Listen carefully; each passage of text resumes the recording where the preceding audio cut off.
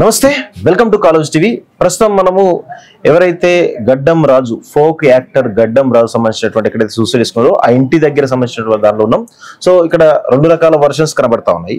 ఒకటి రాజు సంబంధించినటువంటి పేరెంట్స్ విషయంలో ఒక వర్షన్, ఇంకొక వర్షన్ వాళ్ళ సతీమణి కుటుంబ సభ్యులకు సంబంధించిన వర్షన్లో కావచ్చు, లేకపోతే వాళ్ళ సతీమణి సౌందర్య విషయంలో కావచ్చు ఇంకొక వర్షన్ నడుస్తూ ఉన్నారు. చాలా స్పష్టంగా తెలుస్తోంది. ప్రజలు డిసైడ్ చేసుకోవాల్సిన అవసరం అయితే ఉంది దీనిపైన. ఎందుకంటే రెండు రకాల నుంచి ప్రాబ్లమ్స్ అయితే కనబడతా ఉన్నాయి. సో దీనికి సంబంధించి మనతో పాటు మాట్లాడడానికి ఎవరైతే గడ్డం రాజు వాళ్ళ సతీమణి సౌందర్య సంబంధించినటువంటి సొంత అన్న, తన పైన కూడా చాలా అలిగేషన్స్ రావడం జరిగింది. ఎఫ్ఐఆర్ కూడా తన పేరు కూడా నమోదయ్యే అవకాశాలు కనబడుతున్నాయి. సో వారిని అడిగి అసలు ఏం జరుగుతుంది, వీళ్ళ ఫ్యామిలీ మధ్య గొడవల విషయంలో ఏం జరుగుతుంది అనే విషయంలో వారితో మాట్లాడే ప్రయత్నం చేద్దాం. సతీష్, చెప్పండి, మీరు అంటే జనరల్ గా ఈ ఇన్సిడెంట్ మీ బావ ఎవరైతే గడ్డం రాజు ఉన్నాడో ఒక 5 days క్రితం సూసైడ్ చేసుకొని చనిపోవడం జరిగింది. సో ఆ సూసైడ్ కు ప్రధాన కారణం ఏంటి అసలు? అన్న, వీళ్ళకు ప్రధాన కారణాలు అంటూ మాక్సిమం ఏం లేవన్న. నాకు తెలిసినంత వరకు అయితే ఇప్పుడు వాళ్ళ భార్య భర్తలు అన్న, వాళ్ళ భార్య భర్తలకు మాక్సిమం నేను వెళ్ళను. ఎందుకంటే ఇప్పుడు నాకు కూడా పెళ్లి అయింది, నా ఫ్యామిలీ నేను చూసుకోవాలి, నా జాబ్ ఏందో నేను చూసుకుంటా, నేను జాబ్కి వెళ్తే నా ఇల్లు ఏందో నా జాబ్ ఏందో అన్న. అప్పుడప్పుడు ఏమైనా ఫంక్షన్ అయినా కూడా ఏమైనా కూడా నేను వాళ్ళ దగ్గరికి వచ్చేది. మా బావతో నేను క్లోజ్ గా ఉండే, ఆయన కూడా నాతో క్లోజ్ గా ఉండేటోడు. మా ఇద్దరు కూడా మాకు ఎటువంటి ప్రాబ్లం లేదు. కానీ ఏంటంటే ఇప్పుడు భార్య భర్తలు అన్న, ఇప్పుడు ఫస్ట్ ఏమైందంటే ఇప్పుడు ఫస్ట్ నుంచి పెళ్లి కాకముందు ఆయననే మా చెల్లెంట పడ్డాడు. తర్వాత చేసుకో అని చెప్పి వాళ్ళ ఫ్యామిలీ వాళ్ళు కూడా రావడం జరిగింది. తర్వాత వాళ్ళు వచ్చి కాళ్ళు కూడా మొక్కడం జరిగింది. చేసుకుంటే మన ఫ్యామిలీ కదా, బాగుంటావు అని చెప్పి చెప్తే సరే అని చెప్పి మా చెల్లె చేసుకున్న తర్వాత 1 month కే టార్చర్ అన్న. 1 month కే టార్చర్ 1 month కు టార్చర్ అసలు వాళ్ళకి ఏమైందో ఏమో మనకు తెలియదు. మనం ఏంటంటే ఇప్పుడు మనం భార్య భర్తల మధ్యలోకి వచ్చి మనం ఏం చూడం కదా, మనము చూసుకుంటాం. ఇప్పుడు వాళ్ళు లోపలికి వచ్చి ఏం చేసుకుంటాం అని చెప్పి మనం చూడం కదా. నాకు తెలిసింది ఏంటంటే వాళ్ళకి చిన్న విషయాలన్నా, చిన్న విషయాలు నా ఫ్యామిలీ గురించి అయినా సరే. ఇప్పుడు రాజు వాళ్ళ ఫ్యామిలీ అంటే నా చెల్లకు కోపం రావడం, ఇప్పుడు నా ఫ్యామిలీ అంటే ఇప్పుడు ఇట్లా ఒకరికొకరికి వాళ్ళకు విభేదాలు అన్నట్టు, వాళ్ళ ఫ్యామిలీ వలన అసలు చాలా అలాగే లొల్లిలు జరిగినాయి అన్న. ఇక్కడ రాజు తన సూసైడ్ వీడియోలో చాలా స్పష్టంగా చెప్పడం జరిగింది, నేను ఇల్లరికం వచ్చినట్టు కనిపిస్తా ఉంది, సో నాకు ఫ్రీడమ్ లేదు, నేను బయటికి పోనిస్తే కోణంలో మాట్లాడినట్టు చాలా స్పష్టంగా తెలుస్తా ఉంది. అంటే మీరు మీ చెల్లె కావచ్చు, మీరు కావచ్చు, మొత్తం మీ అమ్మ కావచ్చు, మొత్తం ఆయన టార్చర్ పెట్టిరు అనేది చాలా స్పష్టంగా వీడియో కనబడతా ఉంది. దానికి మీరేమంటారు? అన్న, ఇల్లరికం అంటే ఆయన రాలేడు, మా బావ రాలేడు. మా బావకు మేము ఆల్రెడీ ఆయన ఇంతకు ముందు ఒక ఇల్లు తీసుకున్నాడు, ఇక్కడ ఈ గల్లీలో తీసుకుంటే ఆ ఇంట్లో నాకు మంచి జరగట్లేదు. ఇప్పటికే 1 month కే విడాకుల దాకా పోయి వాళ్ళ ఫ్యామిలీ రావడం జరిగింది. నా ఫ్యామిలీ పెద్ద మనుషుల దగ్గర కూడా మేము మాట్లాడడం జరిగితే మా చెల్లె మొత్తమే అసలు నేను వద్దు ఇప్పటి 1 month కే ఇంత టార్చర్ పెడుతుండు, మళ్ళీ ఫ్యూచర్ లో ఎంత టార్చర్ పెడతారు నాకు తెలియదు. అద్దు అన్న అంటే మేము ఆల్రెడీ మేము చెప్తూనే ఉన్నాం, అద్దు బుజ్జి అని అంటే వాళ్ళు ఫ్యామిలీ కూడా వచ్చి ఫోర్స్ చేయడము, రిక్వెస్ట్ చేయడం జరిగితే సరేగా అప్పటికే 1 month అయింది అన్న, పెళ్ళి 1 month అయింది. 1 month కే ఇప్పుడు సొసైటీలో ఇప్పుడు మా చెల్లెకి కూడా జీవితం చూసుకోవాలి కదా, ఇజ్జతమానం పోతుంది. ఎందుకంటే 1 month ఇప్పుడు విడాకులు చేసుకున్నది అంటే దాని ఎంత వేస్ట్ క్యారెక్టర్ అని చెప్పి సొసైటీకి కంపల్సరీ అనుకుంటారు. కాబట్టి నా చెల్లి ఏంటి, సరే ఈసారి నేను కంపల్సరీ రాజుకు నేను ఇస్తా, నా భర్త మారుతాడన్న నమ్మకం నాకు ఉంది అని చెప్పి 1 chance ఇచ్చింది అన్న.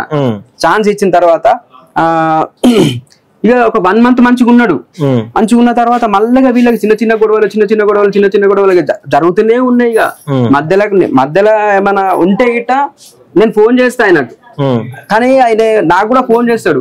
ఏమన్నా ఉంటే వాళ్ళ డాడీ కూడా ఫోన్ చేసి చెప్పేటోడు. కానీ మొన్న ఏం జరిగిందో అది నేను కూడా ఫోన్ చేయలేదు. ఎందుకంటే మా చెల్లెను హెల్మెట్ తో దాడి చేయడం వల్ల ఇంకోటి గాజులు వేపియడానికి, ఆ రోజు బతుకమ్మ ఆడడానికి మా చెల్లె గాజులు వేపియడానికి మా అమ్మ తీసుకుపోయినందుకు ఇప్పుడు మా అమ్మనే కదా, ఇప్పుడు బయటలో ఎవరు తీసుకోలేదు కదా. ఎక్కడ నువ్వు ఎట్లా పోతావు ఇలా అంజదానా, ఎట్లా పోతావు నువ్వు, నాకు చెప్పకుండా నువ్వు ఎట్లా పోతావు నువ్వు అని చెప్పి ప్రతి దానికి చిన్న దానికి కూడా ఆయన తీస్తాడన్న, తప్పు తీస్తాడు. ఆయన చెప్పినట్టు తినాలి, వీడ కూర్చున్నమాట కూర్చోవాలి, లేదంటే లేవాలి. ఆయన ఫ్యామిలీని కూడా ఆయన ఫ్యామిలీ కూడా అసలు మాక్సిమం ఏమనలేదు.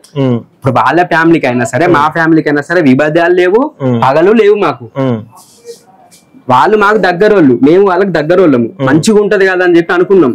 కానీ ఏంటంటే ఆయన కొంచెం ఆయన థింకింగ్నెస్ అయినా సరే, ఆయన బిహేవియర్ అయినా సరే కొంచెం ఏంటంటే చాలా కొంచెం బాగా కోపంగా ఉంటాడు అన్న. అంటే ఎప్పుడన్నా మీ చెల్లె ఇట్లా చేస్తుంది అనే ఏమైనా కంప్లైంట్స్ మీకు ఇవ్వడం జరిగిందా రాజు ఏమైనా ఎప్పుడన్నా? అంటే ఇవ్వడం జరిగింది అన్న, ఆయన రాజు నాకు ఇవ్వడం జరిగింది, నేను మా చెల్లెకి చెప్పడం జరిగింది. ఎందుకంటే ఆయనకు ఇప్పుడు మనము ఒక ఇంటి నుంచి ఒకరిని మనం చేసుకున్నామంటే కంపల్సరీ మనకు రెస్పెక్ట్ ఇవ్వాలి. రెస్పెక్ట్ ఎందుకంటే మనకు బావ ఆయనే, కంపల్సరీ రెస్పెక్ట్ ఇవ్వాలి. బుజ్జును అట్లా మాట్లాడడం తప్పు.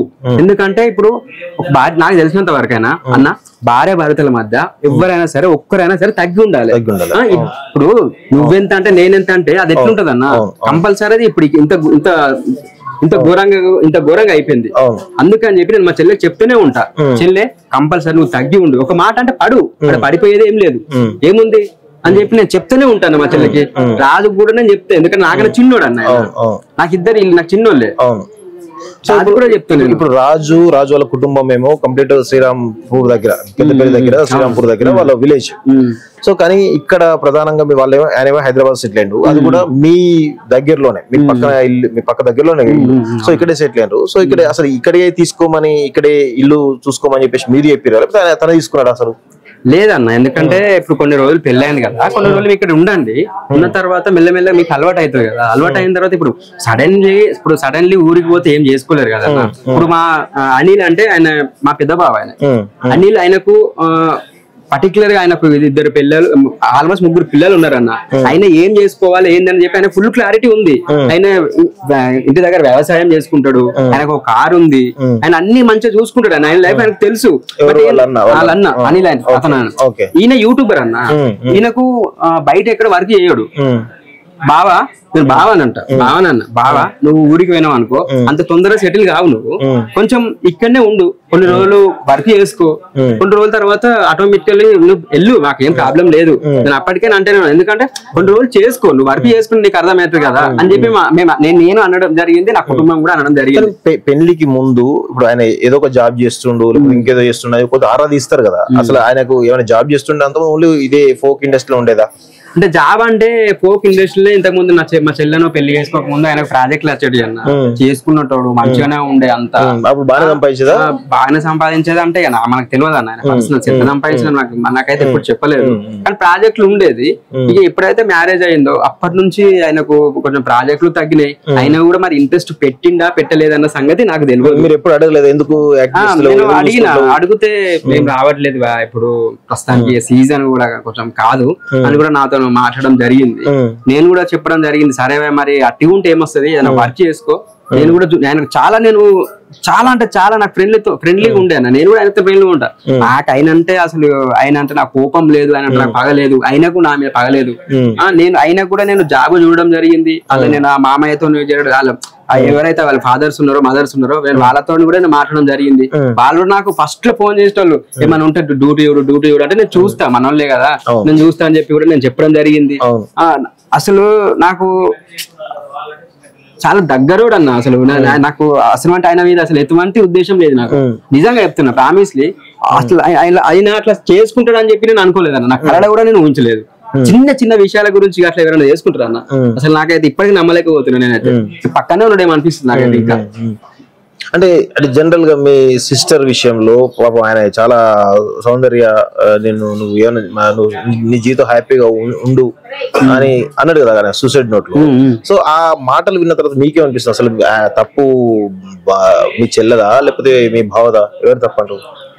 అన్న జీవితం మొత్తం హ్యాపీగా ఉండంటే ఇప్పుడు ఆయన కూడా మా చెల్లెని ఎంత చిత్రహింసలు చేసిండంటే అది నాకు తెలుసు అన్న. పెళ్లి కాకముందే 4-5 సార్లు కొట్టిండు, అయినా సరే నేను ఆయన మీద చేసుకోలేదు. తర్వాత పెళ్లి చూపులకు నేను అక్కడికి పోయినప్పుడు నా మీద చాలా సార్లు చేసుకున్నాడు, నేను అయినా సరే నేను ఏమనలేదు. పెళ్లికి ముందు నుంచి ఆయన నా మీద అంటే ఆయన అట్లా అన్నాడన్నా, అట్లా ఆయన నా మీద జరగడం జరిగింది అంత. అయినా సరే నేను ఆయన ఏమనలే, నేను ఆయన మీద కూడా నేను వేసుకోలేదు. పెళ్లికి ముందు ఎంత ఉన్నప్పుడు పెళ్లి తీసుకోవడం జరిగింది? అసలు పెళ్లికి ముందు ఇన్ని గొడవలు జరిగినాయి? పెళ్లికి ముందు జరిగిందన్న, కానీ అంటే వాళ్ళిద్దరు ఇష్టపడ్డారు, వాళ్ళు మంచిగా ఉంటారు కదా. ఇప్పుడు ఎవరైనా సరే అన్న మంచిగా ఉంటారు కదా, సరే వాళ్ళిద్దరు ఇష్టపడ్డారు, చేద్దామని చెప్పి మంచిగా ఉంటారు అని చెప్పి అనుకుంటాం, మనకి ఇట్లా అవుతుంది అని చెప్పి అనుకోం కదా ఎవరైనా సరే. అది. సో చివరిగా ఇప్పుడు జనరల్ గా ఇటు వాళ్ళ పేరెంట్స్ ఏమో మీ పైన చాలా విపరీతమైనటువంటి ఆరోపణలు చేస్తా ఉన్నారు. సో ప్రధానంగా మీ కుటుంబం అంతా కలిసి మా కొడుకుని చంపారు, వాడు ఆత్మహత్య చేసుకున్న ప్రధాన కారణం మీ కుటుంబం అని చెప్పేసి అంటా ఉన్నారు కదా. సో ప్లస్ మీ పైన కేసు కూడా పెట్టడం జరిగింది. సో దీనికి ఏమంటారు అసలు ఈ సిచ్యువేషన్? అన్న మేమైతే ప్రధాన కారణం కాదు. ఎందుకంటే ఇప్పుడు ఆయన లైఫ్ అంటే ఆయనకు తెలియాలి. ఆయన చిన్న పిల్లగాడు కాదు. ఆయనకు ఆల్మోస్ట్ 26 years ఓల్డ్. ఆయనకు మెచ్యూరిటీ ఉంది. ఆయనకు ఒక బయట ఆయనకు యాక్టర్ కమ్ సింగర్. ఆయన ప్రొడ్యూస్ కూడా చేస్తాడు అన్న. అంత తెలివి ఉన్న ఆయన వ్యక్తి నీకు సూసైడ్ చేసుకున్నంత నీకేమొచ్చింది? అంత పెద్ద పెద్ద గొడవలు కూడా కాలేదు. మేము అసలు బాధ్యతనే కాదు మేము అసలు. మా వల్ల ఆయన చేసుకోలేడు.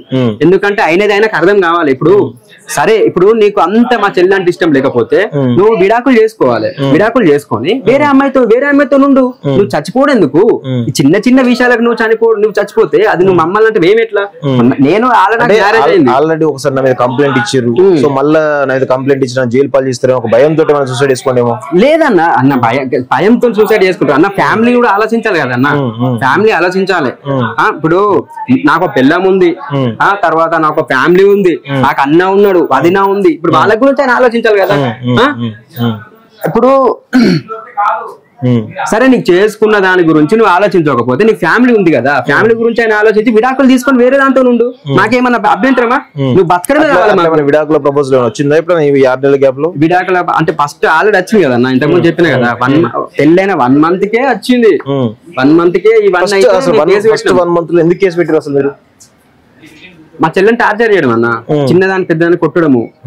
ఇప్పుడు మనం ఇట్లా చపాతీ చేసుకుంటాం కదా, చపాతీ చేసుకునే దాంతో కొడితే మొత్తం దద్దులు వచ్చింది. నాకు అన్ని ప్రూఫ్స్ ఉన్నాయి. మీకు కావాలంటే వాట్సాప్ నెంబర్ కానీ మీకు పెట్టేస్తా పర్సనల్ గా.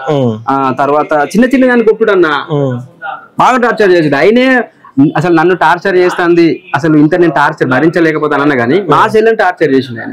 అంత టార్చర్ ఏ అమ్మాయి కూడా ఇప్పుడు నా ఉద్దేశంలో అంత టార్చర్ ఏ అమ్మాయి భరించదు. కానీ మా చెల్లె భరించుకుంటా కూడా అన్ని రోజులు సంసారం చేసిందంటే అది గొప్ప అన్న. కానీ ఇక్కడ వాళ్ళ బంధుమిత్రులు కావచ్చు, వాళ్ళ పేరెంట్స్ కావచ్చు, చాలా మంది ఏమంటారు అంటే అసలు ఆయన ఫోక్ యాక్టర్ గా పోనీయకుండానే వీళ్ళు ప్లాన్ చేశారు. ఫోక్ యాక్టర్ వెళ్తే పెడతారని చెప్పేసి ఒక ప్రధాన ఆరోపణ చేస్తున్నారు. అసలు ఆ యూట్యూబ్ ఛానల్ అమ్మడానికి ప్రధాన కారణమే మీరని చెప్పేసి ఒక ఆరోపణ అనిపిస్తుంది. దాని గురించి మీరు ఏమంటారు అసలు? అన్న మేము అమ్మపియలేదన్న. ఆయన కావాలని చెప్పి ఆయన అమ్ముకున్నాడు. ఆయన నువ్వు అమ్ముకో అని కూడా మేము అనలేదు. ఆయన కావాలని చెప్పి ఇంట్లో ఫైనాన్షియల్ అప్పటికి కొంచెం ప్రాజెక్టులు రాలేదు. ఇంకొకటి ఏంటంటే ఆయనకు వర్క్ కూడా లేదు. మరి ఆయనకి ఏమనిపించిందో మాకు తెలియదు. మేము దగ్గర నువ్వు అమ్ముకో అని అయితే మేము చెప్పలేదు. ఇప్పుడు 6 నెలలుగా అతను ఖాళీగా ఉంటున్నాడు. ఎప్పుడు కూడా మీరు ఆయన మందలించలేదు, ఎందుకు జాబ్ చేస్తలేవు, ఏంటిది నేను చూసుకోవచ్చు కదా అని ఎప్పుడు అనలేదా? నేను చెప్పింది కదా, నేను ఇంతకుముందు చెప్పిన కదా, నేను జాబ్ చూసిన ఆల్మోస్ట్ జాబ్ మా చెల్లె చూసింది. చూస్తే జేవికే వన్ అని ఇక్కడ ఉంటది అన్న. వాళ్ళ దగ్గర 1 month చేసిండు. 1 month చేసిండు కానీ అక్కడ నాకు లీవ్ నాతో పర్సనల్ గా నేను మాట్లాడడం జరిగింది. ఏంటంటే ఎందుకు మరి అక్కడ 1 month చేసిండు, తర్వాత మానేస్తాను నాతో చెప్పిండు. ఎందుకు మానేస్తున్నావు మరి మంచిగా ఉంది కదా. ఆయన మధ్యాహ్నం 1 గంటలకు పోతారన్న. 1 గంటలకు 10 గంటలకు ఆయన షిఫ్ట్ 1 to 10 షిఫ్ట్ అయినా మంచిగానే ఉంది కదా, నీకు ఎందుకు మానేస్తున్నావు అది ఇది అంటే, లేదు నాకు అక్కడ లీవ్లు ఇవ్వట్లేదు. ఎందుకంటే నేను ఊరికి పోయినప్పుడు కూడా వాళ్ళు బాగా రిస్ట్రిక్షన్స్ పెడుతుండ్రు. అందుకే నేను అక్కడ జాబ్ చేయలేకపోతున్నా అని చెప్పిండు నాతో. నేను జాబ్ పెట్టడం జరిగింది అన్న. మా చెల్లె కూడా చూడడం జరిగింది. చాలా దాదాపు 1 month చేసిరని చెప్పినారు. 5 నెలలుగా ఖాళీగా ఉంటున్నా అని చెప్పేసి ర్యాపిడో కొడుతున్నా అని చెప్పినారు. ర్యాపిడో కొడుతున్నప్పుడు కూడా ఇది ఎందుకు చేస్తున్నావు, అదే ఎవరికైనా కానీ ఒక ఫోక్ యాక్టర్ ర్యాపిడో కొడుతున్నాడు అంటే కొంత నామోషికర విషయమే కదా. ఎప్పుడు అడగలేదు ర్యాపిడో కొడుతుండే? ఆయన ఇప్పుడు అన్న హైదరాబాద్ లో ఉంటే కంపల్సరీ రూమ్ రెంట్ కట్టుకోవాలి. ఈ రూమ్ రెంట్ మామూలు కాదు. మాక్సిమం 8,200 ఇది రూమ్ రెంట్. రూమ్ రెంట్ కట్టుకోవాలి. రూమ్ రెంట్ కట్టుకుంటూనే ఇంట్లో మొత్తం సంసారాన్ని చూసుకోవాలి. ఏదైనా సరే హైదరాబాద్ లో మనం బతకాలంటే అట్టి ఉంటే కాని పని. ఇంకోటి ఏంటంటే ఆ సిచ్యువేషన్ ఆయనకు ప్రాజెక్టులు లేవు. అసలు టైంలో ఆయన కొట్టిండు, లేకపోతే ఆయన ర్యాపిడో కొట్టకపోతుండే. ఆయనకు ర్యాపిడో కొట్టుకునే అవసరం కూడా లేదు. ఎందుకంటే ఆయనకు బయట పేరుంది, ప్రఖ్యాతలు ఉన్నాయి, అన్ని ఉన్నాయి. ఆయన సిచ్యువేషన్ వల్ల కొట్టిండు అంతే. సో మీరు ఇక్కడ ప్రధాన ఇంకొక ఆరోపణ ఏంటంటే, ఇప్పుడు ఆయన హ్యాంగ్ చేసుకున్నాడు. హ్యాంగ్ చేసుకున్నప్పుడు కనీసం మీరు పోలీసులకు ఇన్ఫార్మ్ చేయకుండా ఆ డెడ్ బాడీని కింద మేము పోలీసులకు ఇన్ఫార్మ్ చేసినాము. తర్వాత వెంటనే మేము ఎందుకు వచ్చినాం అంటే, తొందర మేమెందుకు తీయడం జరిగింది అంటే, అరే అప్పుడే పెట్టుకున్నాడేమో, ఒకవేళ తీసుకపోతే బతుకుతాడేమో అని చెప్పి మేము దన్న నేను ఒక్కనే తీయలేదు. కింద వాళ్ళు మా ఫస్ట్ ఫ్లోర్ వాళ్ళు వచ్చారు, తర్వాత మా ఫ్యామిలీ అందరం వచ్చి మేము తీయడం జరిగింది. అంటే అరే బతుకుతాడేమో అన్న ఉద్దేశంతో మేము తీసినాం. ఎందుకంటే చూసుకుంటే మేము ఉండలేము కదా అన్న. సొంత బావ ఇట్లా వేలాడుతూ పడతామంటే బాగుండదు కదా. ఎందుకు బతుకుతాడేమన్న ఆశతో మేము తీసినాం తప్ప మాకు వేరే ఉద్దేశం లేదు. కావాలని చెప్పి మేము తీయలేదు, మేము ఆయన బాడీని అక్కడ చేయలేదు. ఆయన బతుకుతాడేమన్న ఆశతో తీసి మేము ఉస్మానియా హాస్పిటల్ జాయిన్ చేస్తే అప్పటికే చనిపోయినా అని చెప్పారు. సో మరి మీరు ఎందుకు అంత్యక్రియలకు ఎందుకు పోలేదు అసలు? అదే ప్రధానమైన ఆరోపణ మేము వినిపిస్తాం. అంత్యక్రియ పోలేదు కాబట్టి వీళ్ళు కావాల్సుకుని నంపిండ్రు అనేటువంటి ఆరోపణ బలంగా వినిపిస్తుంది. అంత్యక్రియ పోవాలి కదా మీరు, ఒక మీ బావ, సొంత బావ, మీ అక్క భర్త. అన్న మేము మార్చర్ దగ్గరికి పోయినాము, మా బావ మేము చూసుకున్నాము, అక్కడ ఏడ్చినాము. అక్కడ కూడా మా చెల్లి ఏడ్చింది. కనీసం వాళ్ళు ఒక మాట కూడా చెప్పలేదు. మరి వాళ్ళే ఎక్కుతున్నారు, వాళ్ళే పోతున్నారు. సరే పోనీ చెప్పకపోయినా సరే మేము పోతాము. ఈ రోజు జరగదు కదా, రేపు జరుగుతుందేమో, మార్నింగ్ టైమ్ లో జరుగుతుందేమో. దాన కార్యాలు మొత్తం ఏ టైం తీసుకుని డెడ్ బాడీ ఇక్కడ నుంచి 3 గంటలకు తీసుకోవాలి. 3 గంటలకు అయింది. ఈ రోజు తీసుకోవాలి, ఎందుకంటే చాలా మాకు ఫ్యామిలీ ఉంది అన్న. ఇప్పుడు వాళ్ళ ఫ్యామిలీ కూడా ఉంది. మరి చాలా మంది వస్తారేమో, రేపు అవుతుందేమో అని చెప్పి మేము అన్న ఉద్దేశంతో పోలేదు. ఇంకొకటి ఏంటంటే ఆ పోలీసు దగ్గర నుంచి కూడా వాళ్ళు ఏమన్నారు అంటే నీకు ఇష్టం ఉంటే పోవచ్చు, లేకపోతే లేదు అని అన్నారు. ఇంకోటి ఏంటంటే మీరు అక్కడికి పోతే మాత్రం వాళ్ళు ఇప్పుడు చావులో ఉన్నారు, కోపంలో ఉన్నారు. అక్కడికి పోతే మిమ్మల్ని ఏదైనా చేయొచ్చు అన్నీ చెప్పారన్న నాకు. చెప్తే మేము ఆ ఉద్దేశంతో పోలేదన్న, అంతే తప్ప వేరే ఉద్దేశంతో. కంపల్సరీ నేను పోతా అనుకున్నాను. కానీ జనరల్ గా పోలేదు అంటే బయట ఏం డిస్కషన్ జరుగుతుంది అంటే వీళ్ళు ఏదో ఒక వీళ్ళు నిందితులు కాకపోతే, వీళ్ళు కారణం కాకపోతే ఎందుకు పోరు అనేటువంటి వినిపిస్తుంది. సొంత భర్త కదా, సొంత. మా చెల్లె ఎప్పుడైతే చనిపోయిందో 24 hours ఏడ్చుకుంటూనే ఉన్నదన్న. మా చెల్లె అసలు ఆమె కళ్ళు తిరిగి కింద పడిపోయింది. మేము ఆమెను హాస్పిటల్ మామూలుగా మామూలు చూపించినాం. చూపించేసి అసలు ఈరోజు జరగదేమో, రేపు జరుగుతుందేమో అన్న ఉద్దేశంతో మేము అక్కడికి వెళ్ళలేదు. ఇంకొకటి ఏంటంటే గత మార్నింగ్ టైం వరకు మాకు ఆల్రెడీ అప్డేట్ కూడా వచ్చేసింది. దిలీప్ దేవగన్ అన్న సాంగ్ వాడిండు, తర్వాత కిందనే వేసిండు, అవన్నీ మేము వీడియోలు చూసినాం. మాకు చెప్పిండు అరే అని చెప్పి మార్నింగ్ వరకు మాకు తెలిసినాయి. మేము బయలుదేరదామన్న మూమెంట్ కి మాకు తెలిసింది. ఇక మార్నింగ్ అయితే అన్న ఉద్దేశంతో మేము పోలేదన్న. అదే రోజు అయితే అన్న గ్యారంటీ మాకు లేదు, ఎందుకంటే వాళ్ళకు చాలా మంది వచ్చేటోళ్ళు ఉన్నారు. అట్లా మేము పోతామని అనుకున్నాం అన్న. కానీ ఏంటంటే అప్పటికే అయిపోయింది దానం. సో ఇది చివరగా మీ పైన ఇన్ని ఆరోపణలు మీ మీద వస్తా ఉన్నాయి కాబట్టి అసలు ఈ ఆరోపణలు మీరు ఏ విధంగా చూస్తున్నారు, ఏ విధంగా మీరు ప్రజలకు ఏం చెప్పదలుచుకున్నారు? అసలు నేను ప్రజలకి చెప్పేది ఒకటే అన్న, ఏ ఆడపిల్ల అయినా సరే, ఇక అప్పుడు ఎవరినైనా సరే దగ్గరలోనైనా దూరంలోనైనా చేసుకునేటప్పుడు కొంచెం వెనక ముందు చూసుకొని చేసుకోండి, కొంచెం ఎంక్వైరీ చేసుకోండి. ఎవరి క్యారెక్టర్ ఎట్లుంటుందో మనకు తెలియదు. ఇప్పుడు నా చెల్లెకి జరిగినట్టు ఏ ఆడపిల్లకి జరగద్దు.